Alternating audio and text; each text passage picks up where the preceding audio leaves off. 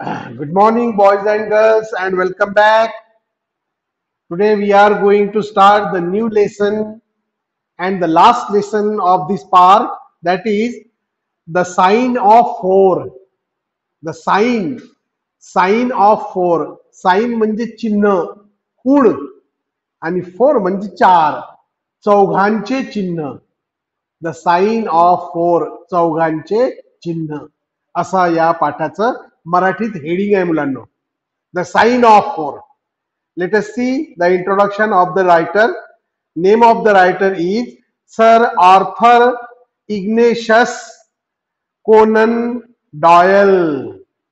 Sir Arthur Ignatius Conan Doyle.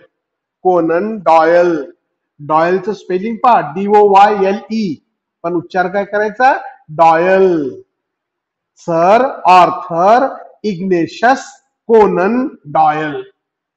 Born on 22nd May 1859 and died on 7th July 1930. He was a British writer who created the character Sherlock Holmes. Sherlock Holmes नावाचं काल्पनिक पात्र तयार करणारे British लेखक होते sir Arthur Ignatius Conan Doyle.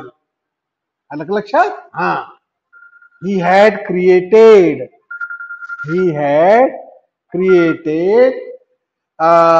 the character Sherlock Holmes. Originally a physician means doctor. Originally, the writer was a physician. In 1887, he published a study in Scarlet, the first of 4 novels and more than 50 short stories about Holmes and Dr. Watson. In 1887, 1887 मध्ये he published a study in Scarlet. Scarlet नावाचं एक novel, 4 novel पैकी एक novel. काय म्हणते वाक्य? He published A Study in Scarlet. It is the name of a novel. हे त्यांनी लिहिलेल्या कादंबरीचं नाव आहे. कोणतं? A Study in Scarlet, the first of 4 novels. 1887 मध्ये त्यांनी 4 कादंबऱ्या लिहिल्या. त्यापैकी एक कादंबरी किंवा पहिली कादंबरी होती A Study in Scarlet. And more than 50 short stories, 50 पेक्षाही अधिक त्यांनी लघुकथा लिहिल्या about Holmes and doctor Watson. त्यातील प्रमुख 2 पात्र होते, doctor Watson and Sherlock Holmes. लघुकथा किती? 50 पेक्षाही अधिक. 4 कादंबऱ्या आणि 50 पेक्षाही अधिक लघुकथा त्यांनी 1887 मध्ये लिहिल्या. The Sherlock Holmes stories are generally considered milestones in the field of crime fiction. गुन्हेगारी जगतातील एक मैलाचा दगड म्हणून शेरलॉक होम्सच्या कथा विचारात घेतल्या जातात. ज्या कथेमध्ये शेरलॉक होम्सचं पात्र लेखकांनी रंगवलं, अशा गुन्हेगारी जगतातील कथा किंवा त्याला आपण काय म्हणू, अपराध कथा. अपराध कथामध्ये शोध लावण्याचं काम शेरलॉक होम्स हे पात्र करते. आला लक्षात? म्हणून वाक्य म्हणते आहे, the Sherlock Holmes stories are generally considered a milestone. Milestone म्हणजे मैलाचा दगड, व्हेरी इम्पॉर्टंट पार्ट, खूप महत्वाचं एक घटक किंवा मैलाचा दगड म्हणून त्यांचं हे पात्र आहे in the field of crime fiction. अपराध कथांमध्ये मैलाचा दगड म्हणून एक सगळ्यात महत्वाचा पात्र किंवा कॅरेक्टर त्यांनी रंगवलं आहे, ते म्हणजे Sherlock Holmes. Doyle was a prolific writer. Prolific, उत्पादन करणारे, निर्माण करणारे, निर्माता म्हणू आपण त्याला. प्रोलिफिक म्हणजे निर्माता किंवा उत्पादक. Doyle was a prolific writer. Other than Holmes' stories, His works include fantasy and science fiction stories about Professor Challenger and humorous stories about the Napoleonic soldier Brigadier Gerard, as well as plays, romances, poetry, non-fiction and historical novels. काय म्हणते वाक्य? Doyle was a prolific writer. Doyle हे एक निर्माते किंवा उत्पादक लेखक म्हणून नावारूपास आलेले आहेत. त्यांनी याशिवाय other than home story, Sherlock होमच्या कथांशिवाय त्यांनी आणखी काय केलं?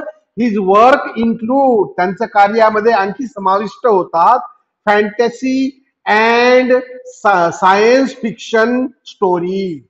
फॅन्टसी म्हणजे काल्पनिक कथा, सायन्स फिक्शन म्हणजे कल्पित विज्ञान कथा. अशा दोन प्रकारच्या स्टोरीज चा अंतर्भाव त्यांच्या इतर लेखनामध्ये होतो. About professor Challenger and humorous stories, also humorous stories. Science fiction stories about professor Challenger. Professor Challenger नावाचं काल्पनिक पात्र घेऊन त्यांनी काही काल्पनिक कथा आणि सायन्स फिक्शन स्टोरीज लिहिल्या. याशिवाय ह्युमरस स्टोरीज, काही विनोदी कथा about the Napoleonic soldier brigadier Gerard. नेपोलियनचा सैनिक ब्रिगेडियर गेरार्ड याच्याबद्दलच्या काही विनोदी कथा सुद्धा त्यांनी लिहिलेल्या आहेत. म्हणजे पहा, हे जे लेखक आहेत आपले sir Arthur Ignatius Conan Doyle, एक पेशाने डॉक्टर जरी असले तरी त्यांनी अनेक कथा, कादंबऱ्या, लघुकथा, अपराध कथा, विनोदी कथा वगैरे वगैरे सगळ्या प्रकारचं साहित्य लेखन केलेलं आहे. The Napoleonic soldier brigadier Gerard as well as plays, plays म्हणजे नाटक, रोमान्सेस प्रेम कथा, पोएट्री कविता, नॉन फिक्शन काय म्हणू आपण त्याला सत्यकथा, अँड हिस्टॉरिकल नॉवेल्स ऐतिहासिक कादंबऱ्या, सर्व प्रकारचं साहित्य लिहिणारे हे लेखक होते. हा, अष्टपैलू व्यक्तिमत्व म्हणू आपण त्यांना, आहे की नाही? हा.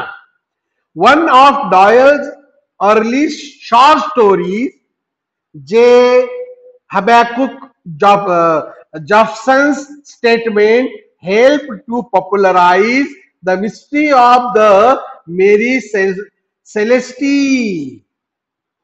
One of Doyle's early short story, काही सुरुवातीच्या लघुकथांमध्ये, डॉयलच्या सुरुवातीच्या काही लघुकथांपैकी एक ज्याचं नाव आहे J Habakuk Jephson statement help to popularize the mystery of the Mary सेलेस्टी.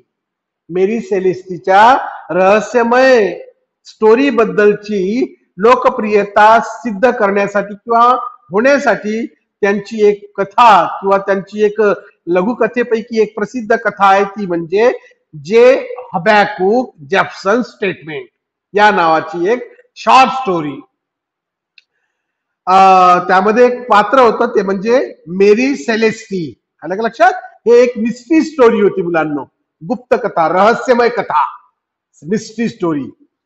The sign of four is the second novel of Arthur Conan Doyle, in which Sherlock Holmes and Dr. Watson solve the mystery of the hidden treasure and murder. ही जी story आहे ज्याबद्दल आपण पाहणार आहोत, actually it is a novel. प्रत्यक्षात ही story म्हणजे एक कादंबरी आहे. काय नाव आहे त्याचं? The sign of Four is the second novel of Arthur Conan Doyle.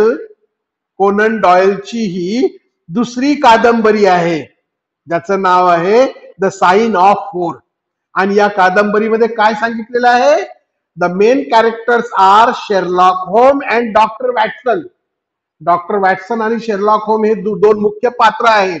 जे पात्र या स्टोरीतली काय म्हणतात पहा, solve the mystery of the hidden treasure and murder. Hidden treasure, treasurer म्हणजे खजिना, हिडन म्हणजे लपवून ठेवलेला, आणि मर्डर म्हणजे खून. लपवून ठेवलेला खजिना आणि खून याचं रहस्य सोडवण्याचं काम शेरलॉक होम आणि डॉक्टर वॅटसन या कादंबरीमध्ये करतात. म्हणून त्या कादंबरीचं नाव आहे द साइन ऑफ फोर, चौघांचे चिन्ह, ज्यामध्ये शेरलॉक होम आणि डॉक्टर वॅटसन हे दोन प्रमुख पात्र आहेत या कादंबरीचे. आणि हे पात्र कशाचा शोध लावतात?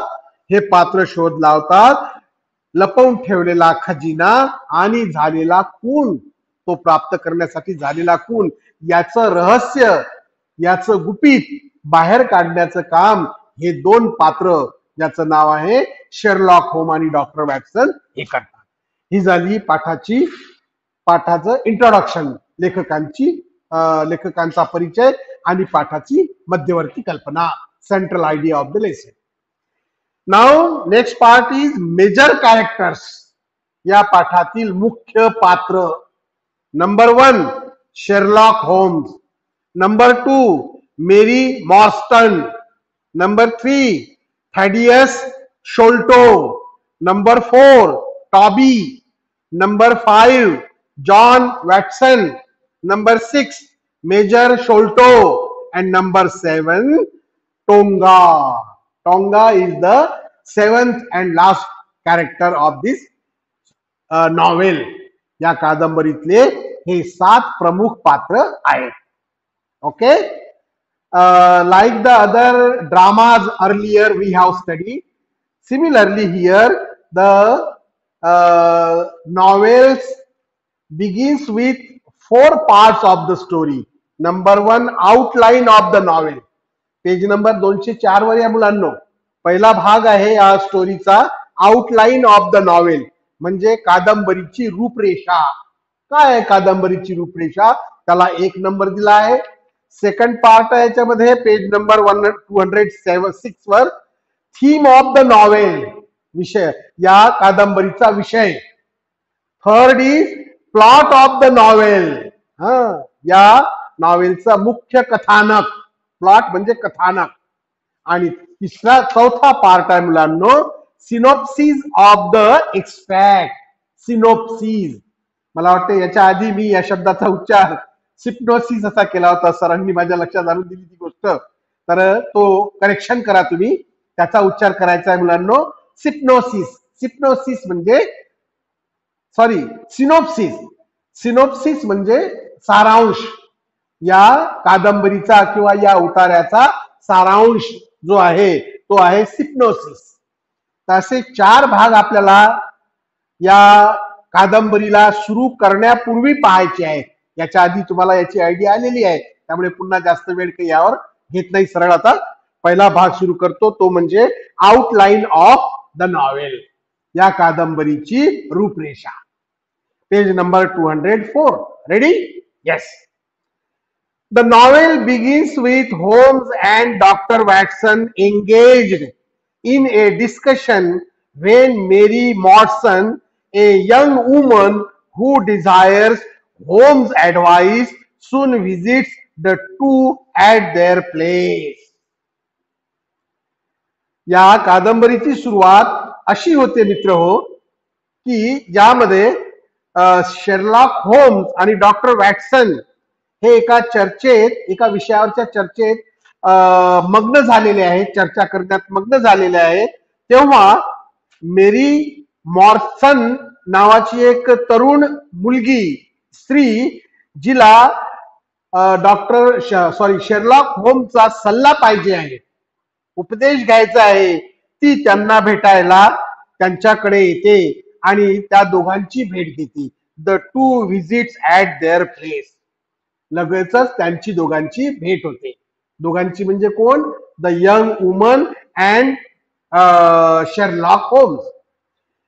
हु desires Holmes advice soon visits the two at their place. त्या दोघांना भेटते ती.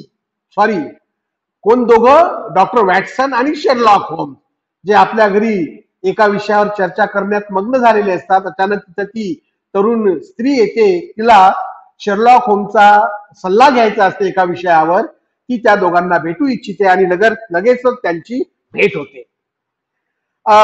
ड्युरिंग द मीटिंग, त्यांची भेट झाल्यानंतर during the meeting Mary tells that after her father disappeared under mysterious circumstances some 10 years ago. ती त्यांना सांगते आपली समस्या. कोण? मेरी मॉर्स्टन. काय सांगते ती? की काही म्हणजे 10 वर्षापूर्वी तिचे वडील एका रहस्यमय स्थितीमध्ये अदृश्य झालेले किंवा गायब झालेले तिने पाहिलेले आहे.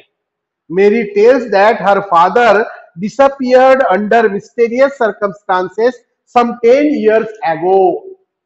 10 वर्षापूर्वी तिचे वडील रहस्यमयरित्या गायब झालेले आहेत. तेव्हापासून ते दिसले नाही.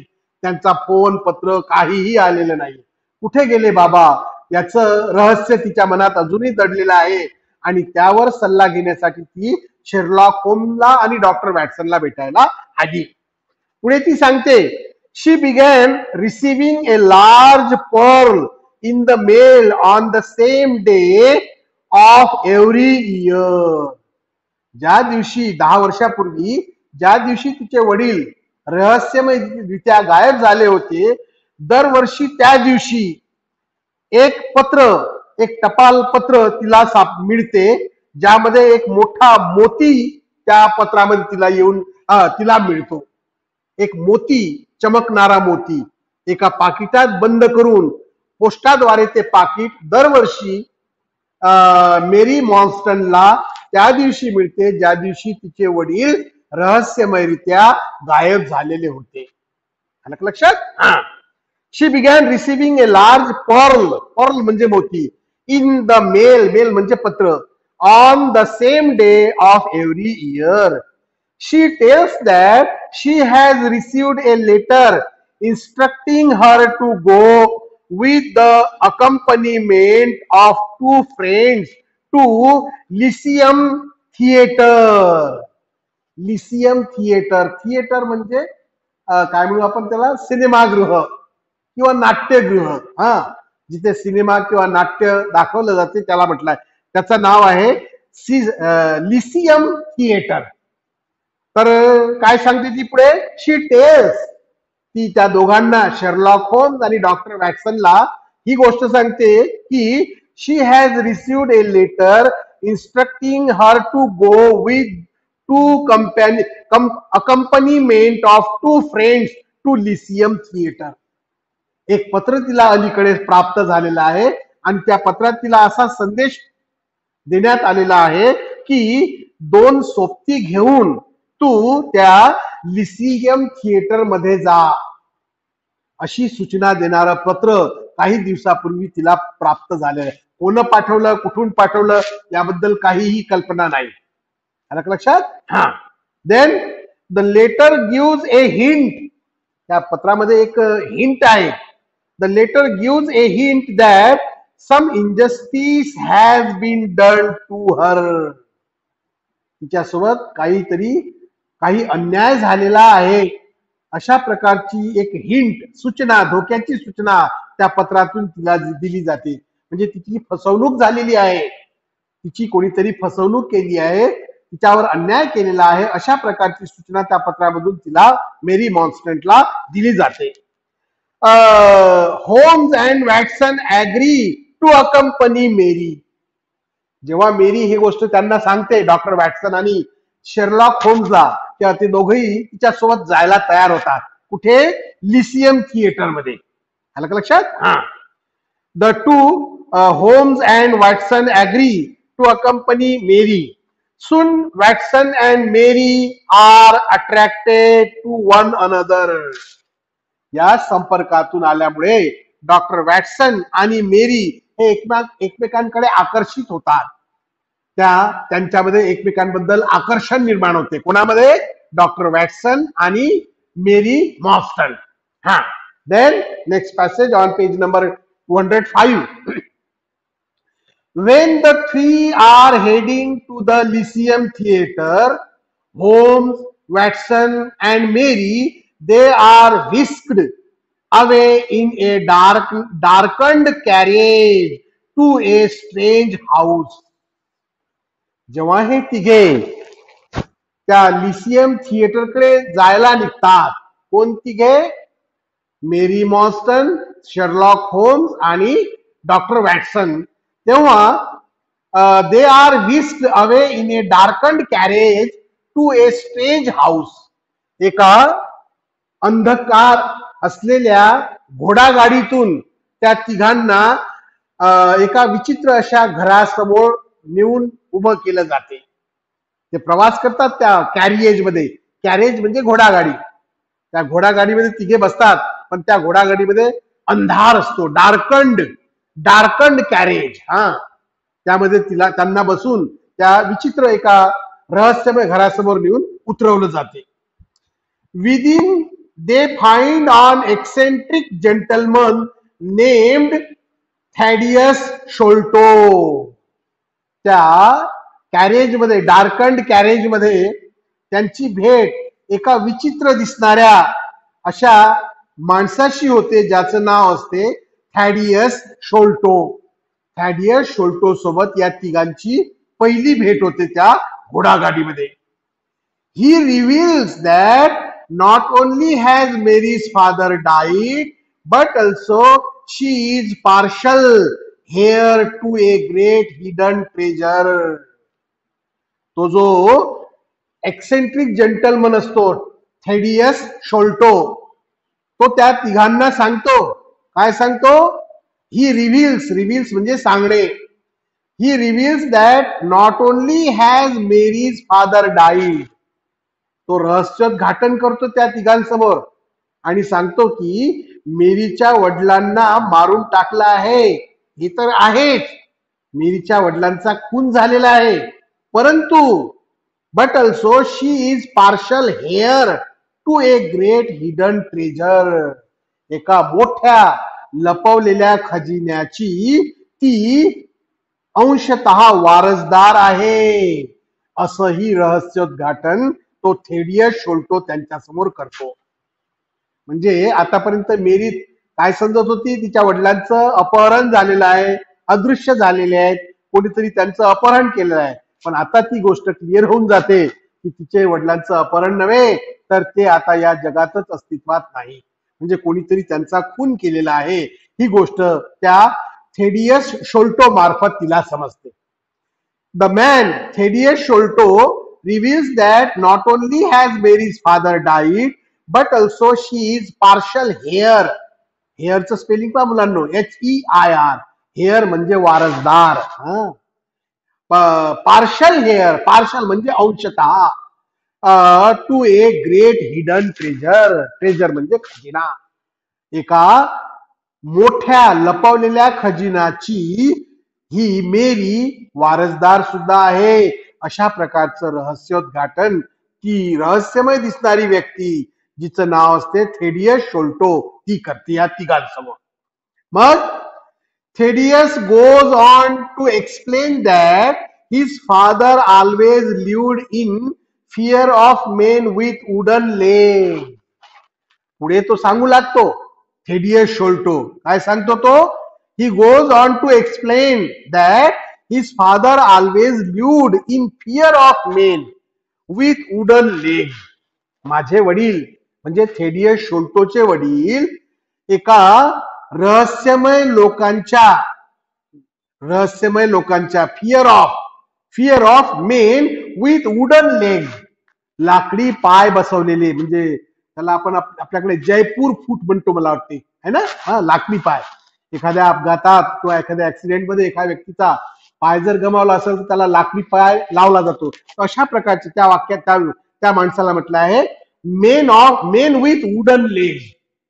असे माणसं ज्यांचे पाय हे लाकडी आहेत, अशा लोकांच्या भीती खाली माझे वडील राहत होते. तो आपली हकीकत त्यांना सांगू लागला. Thaddeus goes on to explain that his father always lived in fear of men with wooden legs and on occasion struck out at perfect strangers who were so handicapped. काय म्हणतोय तो? ऑन ऑकेजन, काही एका प्रसंगावर, he was struck out at perfect strangers who were so handicapped. ते अपंग होते अशा त्या विचित्र दिसणाऱ्या अपंगांच्या सानिध्यात आणि विशेषतः भीती खाली, त्यांच्या दराऱ्याखाली माझे वडील म्हणजे कोणाचे? थेडियस शोल्टोचे वडील राहत होते, असं रहस्योद्घाटन त्याने केलं. On his death bed, death bed म्हणजे मृत्यूशय्या, आता बस मरणार, मृत्यूशय्येवर पडलेला असताना त्याला म्हटलंय death bed. On his death bed म्हणजे जेव्हा थेडियस शोल्टोचे वडील मृत्यूशय्येवर होते तेव्हाची घटना तो सांगतोय. On his death bed the elder Sholto revealed to his sons the existence of treasure. मृत्यूशय्येवर असताना त्यांचे वडील, शोल्टोचे वडील, त्यांना म्हटलंय एल्डर शोल्टो, त्यांनी रिव्हील्ड म्हणजे रहस्योद्घाटन करणे, सांगणे, to his sons the existence of the treasure, लपवून ठेवलेल्या मोठ्या खजिन्याबद्दलच माहिती या एल्डर शोल्टोने म्हणजे थेडियस शोल्टोच्या वडिलांनी त्याच्या मुलांना सांगितली. आलं लक्षात? On his death bed the elder Sholto revealed to his sons the existence of the treasure, but just before he could tell them where it was, the face of a bearded man appeared in the window and the old man suffered a fatal heart attack. वडील मृत्यूशय्येवर असताना आपल्या मुलांना त्यांनी बोलवलं जवळ, त्यामध्ये एक Thaddeus शोल्टो हाही होता, आणि त्यांना सांगितलं की मुलांनो, आता माझी शेवटची वेळ आलेली आहे, मी काही जास्त जगणार नाही, परंतु मरण्यापूर्वी तुम्हाला एक गोष्ट सांगतो की एक मोठा खजिना एका ठिकाणी लपवून ठेवलेला आहे. जागा कोणती हे सांगणार होते तेव्हा काय घडलं? But just before he could tell them where it was, ते हा खजिना कुठं लपवून ठेवलेला आहे ती जागा सांगणार, तेवढ्यात काय घडलं? The face of A bearded man, bearded म्हणजे दाढी असलेला, ए फेस चेहरा of A bearded man appeared in the window. ज्या खोलीतील मृत्यूशय्येवर एल्डर शोल्टो पडलेला होता, त्याचे मुलं त्याच्या अवतीभोवती बसलेले होते, खजिन्याचा पत्ता सांगणार, तेवढ्यात त्या खोलीच्या खिडकीतून एक दाढीवाला माणसाचा चेहरा डोकावून पाहत असलेला एल्डर शोल्टोला दिसला, आणि त्याबरोबर काय घडले? And the old man suffered a fatal heart attack. त्या दाढीवाल्या माणसाला पाहिल्याबरोबर त्याला तीव्र असा हार्ट अटॅकचा धक्का बसला आणि तो जागेवरच मरण पावला, जागेवरच गतप्राण झाला. म्हणजे खजिन्याचा पत्ता तो सांगू शकला नाही. अशा प्रकारची ही सारी संपूर्ण हकीकत थेडियस शोल्टोने मेरी, त्यानंतर शेरलॉक होम्स आणि डॉक्टर वॅटसन या तिघांना सांगितली. Next passage. The next morning, दुसऱ्या सकाळी, दुसऱ्या दिवशी, the next morning a note was found affixed to the body. It read Sign of Four. दुसऱ्या दिवशी जेव्हा त्यांनी पाहिलं की त्यांच्या मृतदेहाला एक कागद, एक नोट, एक चिठ्ठी चिकटवलेली आहे आणि त्यावर लिहिलं होतं sign of four. Sign of four म्हणजे चौघांचे चिन्ह, असं लिहिलेला कागद त्यांच्या डेड बॉडीला चिकटवलेला दुसऱ्या दिवशी या लोकांनी पाहिला. The next morning a note was found affixed, affix म्हणजे चिकटवलेले, affix to the body. It read Sign of Four. Thaddeus proceeds. दुसऱ्या दिवशी त्यांच्या डेड बॉडीला तो साइन ऑफ फोर लिहिलेला कागद आम्हाला आढळला, असं तो त्या तिघांना सांगू लागला. थेडियस प्रोसीड, थेडियस पुढे बोलला, to explain that after searching for years for the treasure, his brother Bartholomew discovered it in a hidden attack in the family house. बरेच दिवस बरेच वर्ष हे भाऊ, कोण भाऊ, एक बार्थोलोम्यू आणि दुसरा थेडियस, हे त्या खजानाचा शोध लावू लागले, परंतु त्यांना खजिना सापडला नाही. The Thaddeus proceed to explain that after searching for years for the treasure, त्या खजिन्याचा शोध बऱ्याच वर्षापर्यंत या बंधूंनी घेतला. His brother Bartholomew discovered it in a hidden attack in the family house. त्यांच्या परंपरागत घरामध्ये एका ठिकाणी तो खजिना आहे असं त्या बार्थोलोमीने शोधून काढलं. म्हणजे खजिन्याचा पत्ता बार्थोलोमीला लागला. कुठे होता तो? It was discovered his brother Bartholomew it in a hidden attack in the family house. Family house म्हणजे वडलोपार्जित घर, कुटुंबाचं वडलोपार्जित घरातच तो लपवून ठेवलेला आहे असा शोध या बार्थोलोम्यूने लावला. बार्थोलोम्यू कोण होता? बार्थोलोम्यू हा थेडियस शॉल्टोचा भाऊ होता. On his death bed the brothers father made them swear they would share the treasure with Mary Morstan, who has some unknown claim in the fortune. Fortune हा समानचा एक अर्थ नशीब किंवा भाग्य, दुसरा अर्थ त्याचा खजिना. मग काय म्हणते वाक्य? ऑन हिज डेथ बेड, मृत्यूशय्येवर असताना, the brothers father made them swear. Swear म्हणजे वचन घेणे, शपथ देणे. मृत्यूशय्येवर असताना वडिलांनी आपल्या मुलांकडून असं वचन घेतलं होतं. कोणतं? They would share the treasure with Mary Morstan. खजिना जर सापडला तर तो त्याचा एक हिस्सा तुम्ही त्या मेरी मॉर्स्टनला सुद्धा द्याल, अशा प्रकारचं वचन मृत्यूशय्येवर असताना वडिलांनी आपल्या मुलांकडून घेतलं होतं. आलं का लक्षात? Who has some unknown claim in the fortune. या खजिन्यामध्ये मेरी मॉर्स्टनचाही एक हिस्सा आहे, म्हणून खजिना जेव्हा तुमच्या हातात सापडेल तेव्हा त्याचा एक हिस्सा मेरी मॉर्स्टनला सुद्धा द्यायचा, असं वचन त्याने मुलांकडून घेतलं आणि अशा प्रकारे त्याने प्राण सोडले. Thaddeus concludes by entreating. Thaddeus conclude by entreating the three to accompany him to the family estate where they will divide up the fortune. शेवटी थेडियसने त्यांना विनंती केली. कोणाला? या तिघांना. कोण तिघे? शेरलॉक होम, डॉक्टर वॅटसन आणि Mary Morstan. Thaddeus conclude by एंट्रीटिंग.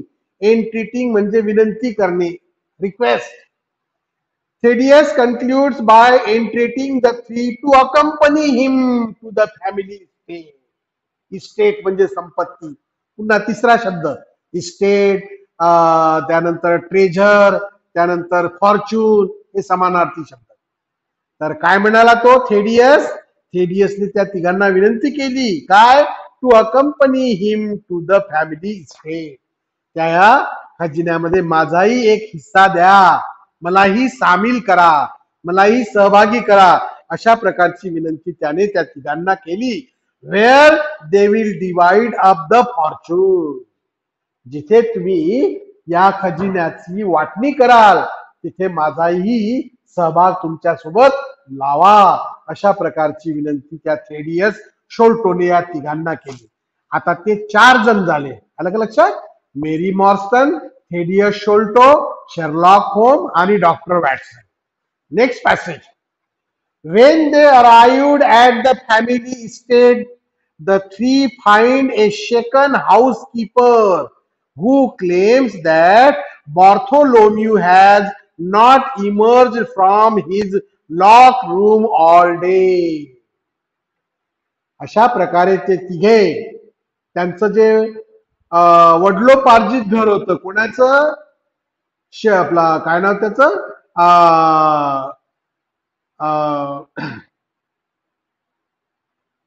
Thaddeus शोल्टो. Thaddeus शोल्टोच्या वडिलांनी त्याला सांगितलं होतं की घरातच कुठेतरी वंशपरंपरागत घरातच कुठेतरी तो खजिना लपवून ठेवलेला आहे. यावरून त्यांनी अंदाज लावला होता परंतु एक्झॅक्ट ठिकाण तो सांगू शकला नाही आणि तो मरण पावला. हे सगळं रहस्य सांगितल्यानंतर मग हे तिघेही कोण तिघे आपलं वॅटसन, शेरलॉक होम आणि मेरी हे तिघे त्याच्या वंश परंपरेने चालत आलेल्या घरात म्हणजे वडलोपार्जित घरात आले. When they arrived at the family estate, the three find a shaken housekeeper to claim that Bartholomew has not emerged from the locked room all day. तिथे पोचल्यावर त्या घरच्या एका नोकरानीने, हाऊसकीपर नोकरानी, ती घाबरलेली होती. शेकन, शेकन म्हणजे घाबरलेली. द थ्री फाईंड त्या तिघांनी तिला पाहिलं. शी was shaken housekeeper who claim तिने सांगितले that Bartholomew has not emerge from his locked room all day. Bartholomew आपण स्वतःला बंदिस्त केलेल्या घरातून दिवसभरातून बाहेर आलेला नाही. त्याचं काय झालं पहा. तो मरण पावला काय, जिवंत आहे की नाही पहा त्याला. अशा अवस्थेत ती घाबरलेली नोकरानी या तिघांना येऊन भेटली. आलं का लक्षात. When they arrived at the family estate, the three find a shaken housekeeper who claims that Bartholomew has not emerged from his locked room all day. Holmes and Watson peer through the keyhole of the room. Peer through, च्यामधून पाहणे. की hole, दाराची कुलपाची चाबी, त्याला की hole असे म्हणतात. तुम्हाला माहिती आहे तो शब्द. Holmes and Watson, Sherlock home आणि डॉक्टर वॅटसन यांनी काय केलं मग. They Holmes and Watson peer through, peer through म्हणजे च्यामधून पाहणे. Peer through the keyhole of the room and find an unnatural grinning face leering at they. त्या खोलीच्या बंद दारातील की होल मधून वॅटसन आणि शेरलॉक होमने जेव्हा पाहिलं आत तेव्हा त्यांना दिसलं की एक विचित्र हास्य, अननॅचरल, अनैसर्गिकरित्या हसणारा एक चेहरा त्यांच्याकडे पाहत असलेला त्यांना दिसला. अर्थात हा कोण असला पाहिजे, बार्थोलोमी असला पाहिजे. बार्थोलोमी त्यांच्याकडे एका विशिष्ट प्रकारच्या मुद्रेत हसताना त्यांनी त्या दोघांनी पाहिलं. After investigating for some time, Holmes concludes that two persons, one of whom had a wooden leg, committed the crime. मग या दोघांनी संशोधन सुरू केलं, तपासणी सुरू केली. कोण दोघे, डॉक्टर वॅटसन आणि Sherlock Holmes. After investigating, investigate म्हणजे तपासणी करणे. After investigating for some time, दोघांनी तिथलं निरीक्षण केलं, तपासणी केली. And Holmes conclude that two persons, one of whom had a wooden leg. तपासणी केल्यानंतर त्यांच्या असं लक्षात येते की दोन व्यक्तींपैकी एक व्यक्तीचा पाय हा लाकडी पाय आहे आणि त्या दोघांनी Holmes conclude that two persons, one of whom had a wooden leg, committed the crime. हा अपराध दोन व्यक्तींनी केलेला आहे. एका व्यक्तीचा खून करून तो खजिना लपून ठेवण्यासाठी दोन व्यक्ती यामध्ये कारणीभूत आहेत. त्यापैकी एका व्यक्तीचा एक पाय हा लाकडी आहे असं संशोधन, अशी तपासणी होम्सने करून त्यांना सांगितली. According to Holmes, the second person was an especially interesting individual. त्या दोघांपैकी एक असा आहे ज्याचा एक पाय लाकडी आहे, दुसरा मात्र विशेष इंटरेस्टिंग इंडिव्हिज्युअल, फार विचित्र असा त्याचा एक सोबती किंवा जोडीदार आहे, असा संशोधन शेरलॉक होमने त्या ठिकाणी सांगितलं. According to Holmes, the second person was an especially interesting individual. खास आवडीचा किंवा खास विचित्र दिसणारा त्याचा एक जोडीदार आहे, असे हे दोन व्यक्ती या कट कारस्थानामध्ये समाविष्ट आहेत, असा संशोधन किंवा असा निष्कर्ष शेरलॉक होमने सांगितला. It also becomes apparent that the murderers have stolen the Agra treasure. हा खजिना, हा ट्रेजर या दोन व्यक्तींनी आग्र्याहून लुटून आणला, अशा प्रकारचं ही रहस्योद्घाटन आपल्या संशोधनातून डॉक्टर शेरलॉक होमने केलं. अशा प्रकारची ही एक रहस्यमयी आणि खुनी लघुकथा किंवा कादंबरी आपण पाहणार आहोत मित्र हो. त्यातला हा एक भाग आज आपण या ठिकाणी संपवला, तो म्हणजे आउटलाईन ऑफ द नॉवेल. आजचा आपला वेळ या ठिकाणी संपलेला आहे. उर्वरित भाग जो आहे तो भाग आपण याच पेजवर उद्याला पाहणार आहोत, पेज नंबर 205 वर, ज्याचा उर्वरित भाग अजून शिल्लक आहे, म्हणजे आउटलाईन ऑफ द नॉवेल. तो उद्याच्या पिरियड मध्ये या ठिकाणी पाहू. Until then, goodbye and good luck.